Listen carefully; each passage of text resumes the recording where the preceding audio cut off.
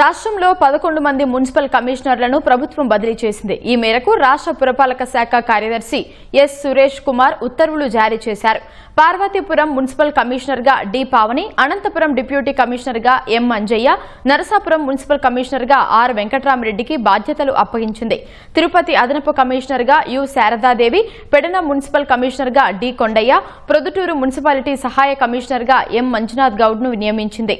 చీరాల నూతన కమిషనర్ గా Daniel Joseph బాధ్యతలు నిర్వర్తిస్తారు.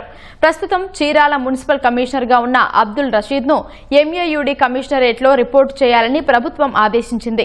రాజంపేట మున్సిపల్ కమిషనర్ గా Lakshminarayana, greater Visakha zonal commissioner గా వి ఇపినాయుడు, నందికొట్కూరు మున్సిపల్ కమిషనర్ గా జి వెంకట్రామరెడ్డికి బాధ్యతలు ఇచ్చింది. నందికొట్కూరు మున్సిపల్ కమిషనర్ గా ఉన్న ఎస్ బేబీని మాతృశాఖ రెవెన్యూకు కేటాయించింది. కనిగిరి మున్సిపల్ కమిషనర్ గా పి శ్రీధర్ నియామకమయ్యారు. Kanigiri municipal commissioner P Krishnamohan రెడ్డిని జీఏడీలో రిపోర్టు చేయాలని రాష్ట్ర పురపాలక శాఖ ఆదేశాలు జారీ చేసింది.